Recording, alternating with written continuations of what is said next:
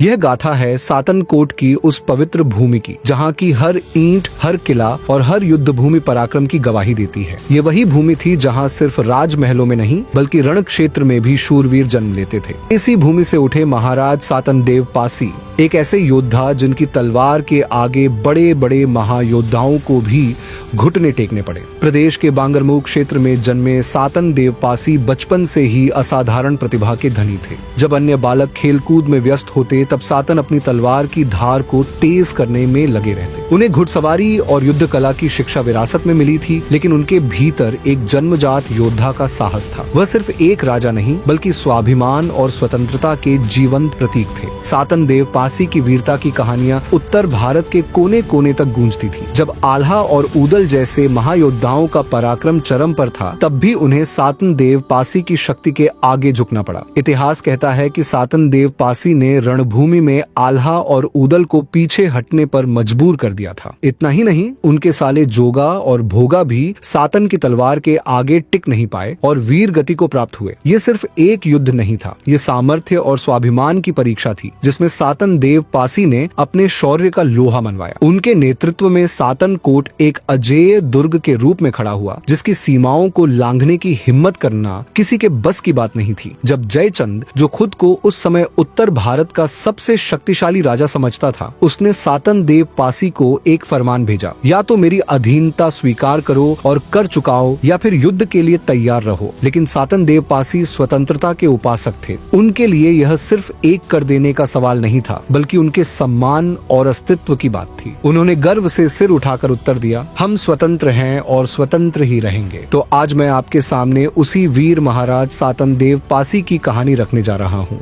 लेकिन हर बार की तरह इस कहानी की भी शुरुआत सातनदेव पासी के बचपन से करते हैं। सई नदी के किनारे बसा सातनकोट, जो कभी सुजानगढ़ कहलाता था, आज भी इतिहास की धरोहर के रूप में खड़ा है। यह सिर्फ एक किला नहीं बल्कि पासी जाति के स्वाभिमान और पराक्रम की प्रतीक भूमि थी। इस भूमि की नींव अभय राज के 7 पुत्रों में सबसे बड़े श्री सुजान ने रखी थी, जिसे सुजानगढ़ के नाम से जाना गया। लेकिन इसके स्वर्णिम युग की शुरुआत तब हुई जब उनके छोटे भाई राजा सातन पासी ने इसे अपने पराक्रम से पहचान दिलाई। महाराजा सातन पासी अपने पिता अभय राज के 7 बेटों में सबसे छोटे थे, लेकिन उनकी वीरता और शासन कौशल ने उन्हें पूरे राज्य का नेतृत्व करने के योग्य बना दिया। बचपन से ही वे रण कौशल, रणनीति और प्रशासन में पारंगत थे। जब राजा सातन ने राज्य की बागडोर संभाली तो उन्होंने न केवल अपनी जनता के हितों की रक्षा की बल्कि अपने राज्य का विस्तार भी किया। सातनकोट का राज्य धीरे धीरे उत्तर में खीरी, दक्षिण में उन्नाव, पश्चिम में हरदोई और पूरब में महाराजा बिजली पासी के राज्य तक फैल गया। उनकी सेनाओं का पराक्रम चारों दिशाओं में चर्चित था। सीमाओं की सुरक्षा के लिए उन्होंने कई किलों का निर्माण करवाया और एक सशक्त सैन्य बल खड़ा किया। यह सेना न केवल बाहरी आक्रमणों से रक्षा करती थी बल्कि राज्य के आंतरिक प्रशासन को भी सुचारू रूप से चलाती थी। राजा सातन पासी केवल एक योद्धा ही नहीं बल्कि एक दूरदर्शी शासक भी थे। उनकी नीति थी बिन साम दाम दंड भेद का संतुलित प्रयोग। उन्होंने अपने पड़ोसी राजा बिजली पासी के साथ घनिष्ठ मित्रता स्थापित की, जिससे उनके राज्य की ताकत और भी बढ़ गई। यह मित्रता सिर्फ व्यक्तिगत संबंधों पर आधारित नहीं थी बल्कि सामरिक सहयोग और शक्ति संतुलन का भी उदाहरण थी। राजा सातन के 2 पुत्र थे, श्री त्रिलोक चंद्र और अभय चंद्र। उनके पुत्रों ने भी अपने पिता की तरह ही नए नगर बसाए। त्रिलोक चंद्र ने राय बरेली जिले में तिलोई की स्थापना की, जिसका नाम उन्हीं के नाम पर पड़ा। वहीं अभय चंद्र ने उन्नाव के पूर्वा तहसील में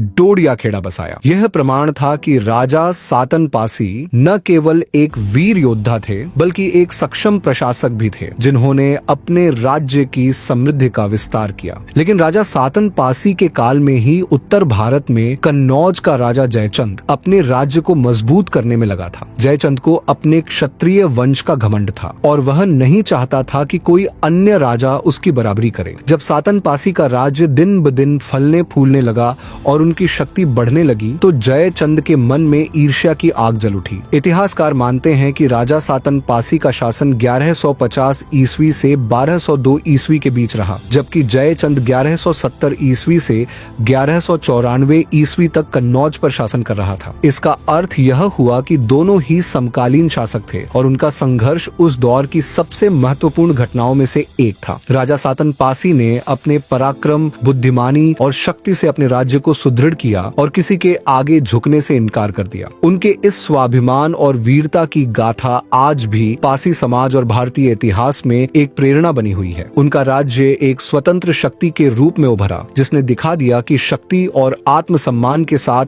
कोई भी अपने राज्य को सुरक्षित रख सकता है। तब जयचंद ने सातन पासी को एक संदेश भेजा, तुम मेरे अधीन आ जाओ और कर अदा करो, वरना परिणाम भुगतने के लिए तैयार रहो। लेकिन सातन पासी स्वाभिमानी और स्वतंत्रता प्रिय थे। उनके लिए यह सिर्फ एक कर देने का सवाल नहीं था, बल्कि अपनी स्वतंत्रता और अस्तित्व की रक्षा करने की चुनौती थी। उन्होंने जयचंद का प्रस्ताव ठुकरा दिया और साफ शब्दों में संदेश भेजा, हम किसी की अधीनता स्वीकार नहीं करेंगे, हमारा स्वाभिमान धन से अधिक मूल्यवान है। जैसे ही यह उत्तर जयचंद सामने आया, वह क्रोधित हो गया। उसके दरबार में कुछ लोगों ने उसकी आलोचना भी की। तभी राजा जयचंद ने सोचा कि यदि वह सातन देव पासी के किले पर आक्रमण करके उन्हें पराजित कर ले, तो स्वतंत्रता की मशाल बुझ जाएगी और वह अपने राज्य का विस्तार भी कर सकेगा, और ये जो लोग भी आलोचना कर रहे हैं सबके मुंह पर ताला लग जाएगा। इसलिए उसने निर्णय लिया कि वह इस पासी योद्धा को हराकर उसका राज्य अपने अधीन कर लेगा। लेकिन युद्ध से एक दिन पहले वह कन्नौज की ओर से एक संदेश वाहक को सातनकोट भेजा। उसने वहां जाकर राजा जयचंद का संदेश पढ़ा, राजा सातन, अब भी समय है, मेरी अधीनता स्वीकार करो, अन्यथा मेरे हाथी तुम्हारे किले की दीवारों को रौंद डालेंगे। लेकिन सातन देव पासी भी कोई साधारण राजा नहीं थे। उन्होंने गर्व से उत्तर दिया, हम स्वतंत्र हैं और स्वतंत्र ही रहेंगे, युद्ध ही तुम्हारा उत्तर होगा। इसके बाद सातनकोट की भूमि पर युद्ध की गर्जना गूंजने लगी। चारों ओर रणभेरी बज उठी थी, तलवारों की चमक आंखों को चौंधिया रही थी और योद्धाओं के सिंहनाद से आकाश कांप उठा था। ये कोई साधारण युद्ध नहीं था, ये स्वाभिमान और अस्तित्व की लड़ाई थी। उधर सातन देव पासी का जवाब सुनकर जयचंद का क्रोध उमड़ पड़ा, जिसके बाद वह एक विशाल सेना तैयार की। हजारों घुड़सवार, लाखों पैदल सैनिक, हाथियों की टुकड़ियां और असंख्य धनुर्धर, सबसे विशाल और सुसज्जित सेना युद्ध के लिए निकल पड़ी। उनका लक्ष्य था सातनकोट को तहस नहस करना और महाराज सातनदेव पासी को पराजित करना। इधर सातनकोट की दीवारों से महाराज सातनदेव पासी ने जब विशाल सेना को आते देखा, तो उन्होंने अपनी वीर सेना को एकत्र किया और जोर से गरजते हुए कहा कि यह लड़ाई सिर्फ हमारे राज्य की नहीं, बल्कि हमारे सम्मान की है। उनके शब्दों से हर सैनिक ऊर्जा से भर गया।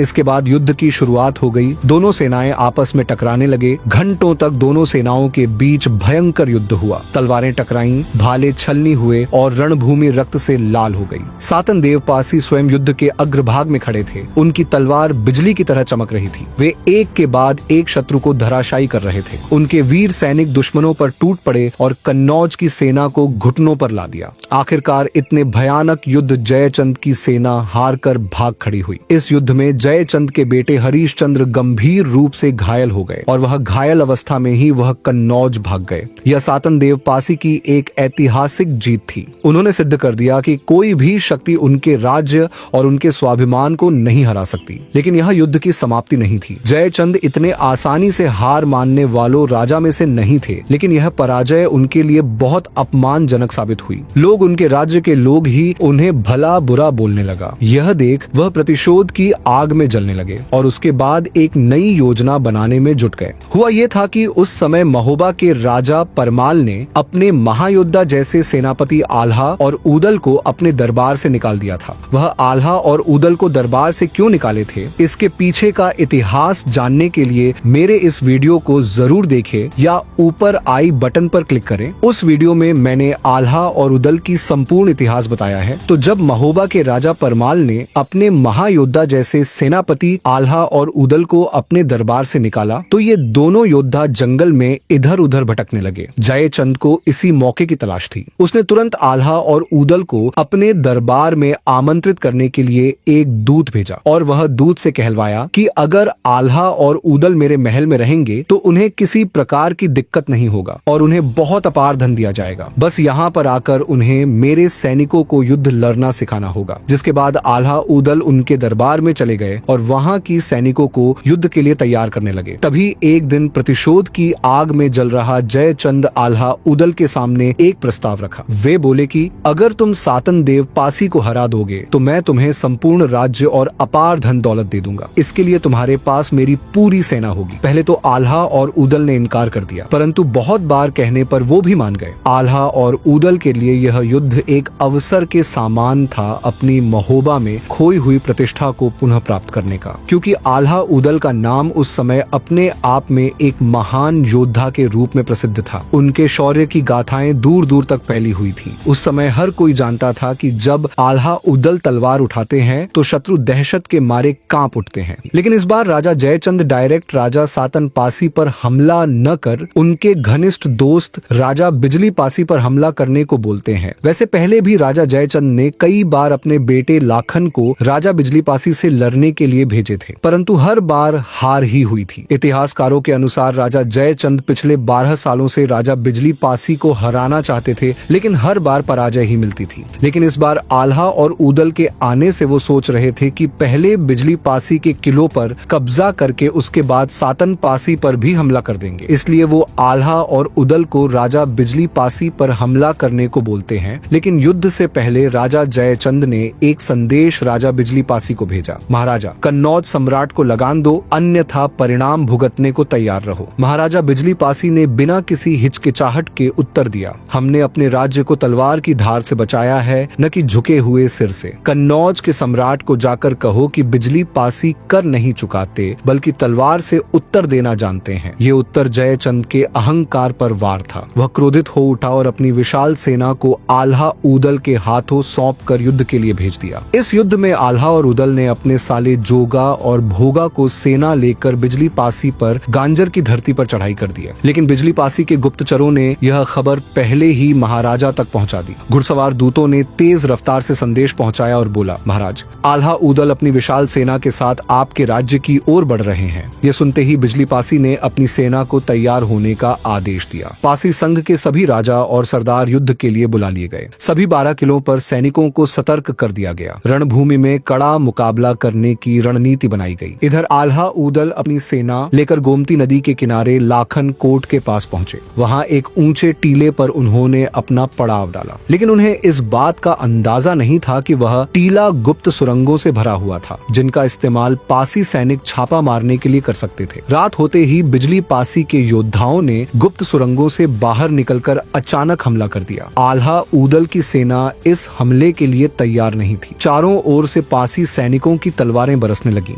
यह हमला इतना घातक था कि आल्हा ऊदल को अपना पड़ाव हटाना पड़ा। अब वे वहां से हटकर टिकुरिया पहाड़ी पर जाकर डेरा डालते हैं, लेकिन यहाँ भी पासी गुप्तचरों की नजर उन पर बनी रहती है। इसलिए आल्हा और ऊदल की सारी खबरें राजा बिजली पासी को मिलती रहीं। अब देखिए यहाँ पर एक खतरनाक गेम चेंज होता है। इस युद्ध से कुछ दिन पहले ही महाराज सातन पासी काकोरी में पासी राजाओं के संगठन में शामिल हुए थे, जिसके कारण वो महाराजा बिजली पासी से ज्यादा दूर नहीं थे। इस संगठन के कारण जब लोगों को पता चला कि आल्हा ऊदल ने हमारे दोस्त बिजली पासी पर हमला करने वाले हैं, इसलिए महाराजा सातन पासी और कई पासी राजाओं को मिलकर बिजली पासी की मदद करने चले आते हैं। अब युद्ध का समय निकट आ गया और अगले दिन सूरज की पहली किरण के साथ ही गांजर युद्ध का शंखनाद हो गया। नगाड़ों की गर्जना से पूरा मैदान कांप उठा। दोनों सेनाएं आमने सामने खड़ी थीं, जिसमें एक ओर थे महाराजा बिजली पासी, महाराजा सातन पासी और कई पासी राजाओं, जिनकी सेना अपने राजाओं के लिए मर मिटने को तैयार थी। तो दूसरी ओर थे आल्हा ऊदल, जो अपने साले जोगा और भोगा के साथ एक हुंकार बांध रहे थे। जैसे ही युद्ध का शंखनाद हुआ, दोनों सेनाएं एक दूसरे पर टूट पड़ी। राजा बिजली पासी की तलवार बिजली की तरह चमक रही थी। वह जिस ओर वार करते, वहां दुश्मनों के रक्त की धार बह निकलती। उनके सैनिक अपनी छापा मार युद्ध नीति के लिए प्रसिद्ध पहले से थे ही, जिसके बाद बिजली पासी के सैनिकों ने चारों ओर से तीरों की बौछार लगा दी। जयचंद की सैनिक इस अप्रत्याशित हमले से घबराने लगे। आल्हा और ऊदल को एहसास हुआ कि यह युद्ध उतना सरल नहीं होगा जितना उन्होंने सोचा था। तभी सामने महाराजा बिजली पासी खड़े थे, जिसके बाद आल्हा और राजा बिजली पासी दोनों योद्धा आमने सामने आए, तलवारें टकराईं और पूरा मैदान उनकी युद्ध कला का गवाह बन गया। 3 पहरों तक यह घमासान युद्ध चला। बिजली पासी आल्हा के हर वार का जवाब दुगनी ताकत से दे रहे थे। उनके साहस और युद्ध कौशल ने आल्हा को हैरान कर दिया था। परंतु जैसे जैसे समय बीतता गया, आल्हा ऊदल को समझ में आने लगा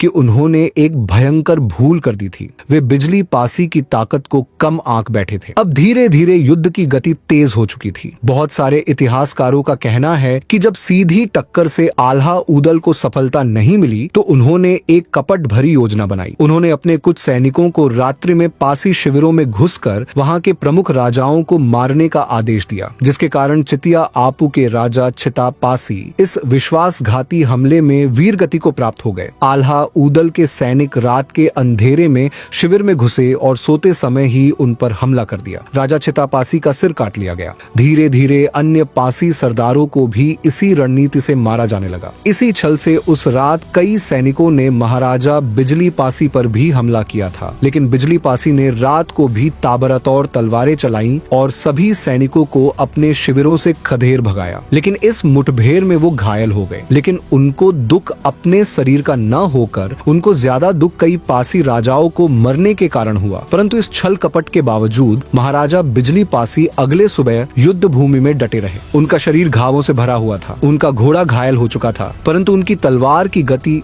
जरा भी मंद नहीं हुई। अगले सुबह जब युद्ध अपने चरम पर था, तभी आल्हा ऊदल ने अपना सबसे बड़ा दांव खेला। उन्होंने एक चक्रव्यूह की रचना की जिसमें बिजली पासी को फंसाने की योजना बनाई गई। बिजली पासी अकेले ही दुश्मन के खेमे में बहुत अंदर तक पहुंच चुके थे। जब उन्होंने पीछे मुड़कर देखा तो वे चारों ओर से घिर चुके थे। उन्हें समझ में आ गया कि अब जीवित निकलना संभव नहीं है, परंतु उन्होंने हार मानने के बजाय अंतिम सांस तक युद्ध करने का निश्चय किया। अकेले ही उन्होंने आल्हा ऊदल की सेना के कई सैनिकों को मार गिराया, लेकिन अंततः वीरगति को प्राप्त हुए। महाराजा बिजली पासी की वीरगति की खबर जैसे ही पासी सेना में पहुंची, पूरे राज्य में शोक की लहर दौड़ गई। युद्ध भूमि में उनके बलिदान ने सभी सैनिकों को हिला कर रख दिया था, लेकिन यह शोक जल्द ही प्रचंड क्रोध में बदल गया। पासी वीरों ने अपने राजा के बलिदान का प्रतिशोध लेने की प्रतिज्ञा की। अब युद्ध की सारी जिम्मेदारी पासी संघ के प्रमुख राजाओं पर आ गई। इनमें सबसे अधिक अनुभवी और रणनीतिकार राजा सातन पासी माने जाते थे। महाराजा बिजली पासी के सबसे घनिष्ठ मित्र होने के नाते वे इस युद्ध को केवल लड़ाई नहीं बल्कि न्याय की लड़ाई मान चुके थे। उनके नेतृत्व में पासी वीरों ने रणभूमि में एक बार फिर हुंकार भरी और जयचंद की सेना के खिलाफ निर्णायक युद्ध की तैयारी शुरू कर दी। तभी राजा देवमाती पासी ने आल्हा ऊदल को घेरने के लिए उत्तर दिशा में एक विशाल सैनिक छावनी स्थापित कर दी थी। अब युद्ध की पूरी कमान राजा सातन पासी के हाथ में थी। उन्होंने एक ऐसी रणनीति बनाई जिससे आल्हा ऊदल और उनके सहयोगी पूरी तरह से घेर लिए जाए। युद्ध के मैदान में सातन पासी और आल्हा ऊदल आमने सामने आ गए। जब सातन पासी का सामना आल्हा के छोटे भाई ऊदल से हुआ तो ऊदल की हिम्मत जवाब दे गई। वह इस भीषण युद्ध में सातन पासी के सामने आने से कतराने लगा। ऊदल जानता था कि सातन पासी केवल एक योद्धा ही नहीं बल्कि एक कुशल रणनीतिकार भी थे जो अपने दुश्मनों को धूल चटा सकते थे। जिसके बाद आल्हा और सातन पासी के बीच घमासान युद्ध छिड़ गया। सातन पासी की तलवार बिजली की तरह वार कर रही थी और आल्हा बुरी तरह से दबाव में आ चुके थे। उनके सैनिक एक एक कर धराशायी हो रहे थे। चारों ओर पासी सैनिकों की हुंकार गूंज रही थी जिससे जयचंद की सेना के कदम पीछे हटने लगे। अब धीरे धीरे आल्हा की सेना को पहली बार ऐसा एहसास हो रहा था कि वे एक अपराजेय शक्ति से टकरा गए हैं। उस दिन गर्मी असहनीय थी। सूरज आग उगल रहा था और युद्ध भूमि की धरती खून से लाल हो चुकी थी। चारों ओर मरते हुए सैनिकों की चीखें सुनाई दे रही थी। पासी वीरों की हुंकार से कन्नौज की जयचंद की सेना को पीछे हटना पड़ रहा था। अब यह युद्ध अपने अंतिम चरण में पहुंच चुका था। पासी घुड़सवारों ने चारों ओर से हमला बोल दिया। तीरों की बौछारों से आकाश ढक गया। जयचंद की कन्नौजी सेना इन हमलों को सहन नहीं कर पा रही थी और धीरे धीरे मैदान छोड़कर भागने लगी। इधर सातन पासी ने पूरे वेग से तलवार चलाकर आल्हा पर प्रहार किया। आल्हा इस हमले से अधमरे से हो गए। उनके हाथ से तलवार छूटने लगी और घुटने कांपने लगे। यदि अगला वार पड़ता तो आल्हा उसी रणभूमि में दम तोड़ देते, लेकिन तभी उनका बेटा इंदल घोड़े पर सवार होकर आया और उसने राजा सातन पासी को टक्कर मारी, जिससे वे क्षण भर के लिए संतुलन खो बैठे। इसी अवसर का लाभ उठाकर राजपूती सेना ने आल्हा को घेरे में ले लिया और सुरक्षित निकाल ले गई। यह युद्ध इतिहास में दर्ज हो गया क्योंकि पहली बार आल्हा ऊदल की पराजय हुई थी। आल्हा का घमंड चूर चूर हो गया। वे जान गए थे कि पासी योद्धाओं की युद्ध नीति और पराक्रम के सामने टिकना असंभव था, इसलिए वो युद्ध को बीच में छोड़कर भागने करने लगे। आल्हा और उदल को युद्ध भूमि से भागते देख उनकी सेना में भगदड़ मच गई। सैनिक इधर उधर भागने लगे, लेकिन भागने वाले सभी सुरक्षित नहीं बच सके। तभी आल्हा उदल के साले जोगा और भोगा इस भगदड़ में फंस गए। वे पासी सैनिकों के चक्रव्यूह से बच नहीं सके और अंततः राजा सातन पासी ने उन्हें अपने पराक्रम से यमलोक पहुंचा दिया। यह महाराजा बिजली पासी के बलिदान का प्रतिशोध था। आल्हा और उदल किसी तरह बचकर निकल गए, लेकिन इस युद्ध में पासी वीरों की तलवारों की चमक ने उन्हें फिर कभी इस भूमि की ओर लौटने नहीं दिया। गांजर का युद्ध समाप्त हो गया। पासी वीरों की यह विजय केवल एक युद्ध की विजय नहीं थी, बल्कि यह स्वतंत्रता की घोषणा थी। अवध अब पूर्णतः स्वतंत्र हो चुका था। महाराजा बिजली पासी और महाराजा सातन पासी घनिष्ठ मित्र थे। वे केवल युद्ध में ही नहीं, बल्कि हर सुख दुख में एक दूसरे के साथ खड़े रहते थे। उनका यह बलिदान इतिहास के पन्नों में अमर हो गया। गांजर का यह क्षेत्र आज लखनऊ के चक गंजरिया क्षेत्र के रूप में जाना जाता है। इतिहास में इसे लव गांजर के नाम से प्रसिद्धि मिली थी। कहा जाता है कि गांजर क्षेत्र में महीनों तक युद्ध चलते रहे थे। भूमि रक्त से सींची जाती थी। इसी कारण इस क्षेत्र को लह गांजर भी कहा गया, जिसका अर्थ है रक्त से सना गांजर। यह युद्ध केवल एक युद्ध नहीं था, बल्कि एक गाथा थी। त्याग, बलिदान और प्रतिशोध की गाथा जो युगों युगों तक स्मरण की जाती रहेगी। महाराजा सातन पासी ने न केवल अपने मित्र और वीर सेना नायक बिजली पासी का प्रतिशोध लिया, बल्कि यह भी सिद्ध कर दिया कि पासी योद्धाओं को छल से हराया तो जा सकता है, पर झुकाया नहीं जा सकता। उनके नेतृत्व में पासी सेना ने आल्हा उदल जैसे महायोद्धा को परास्त किया और गांजर की धरती पर विजय पताका फहराई। उम्मीद है दोस्तों आप लोगों को राजा सातन देव पासी की गाथा पसंद आया होगा। अगर आप लोग यहाँ तक वीडियो देख लिए हैं तो मैं आपसे एक विशेष निवेदन करता हूँ, कमेंट करके जरूर बताएं कि राजा सातन देव पासी की इस प्रेरणादायक गाथा के बाद आप किस वीर या वीरांगना की कहानी सुनना चाहेंगे। और यदि आप झांसी की रानी लक्ष्मीबाई की गाथा सुनना चाहते हैं तो स्क्रीन पर दिख रहे वीडियो पर जरूर क्लिक करें। वीडियो देखने के लिए आपका बहुत बहुत धन्यवाद।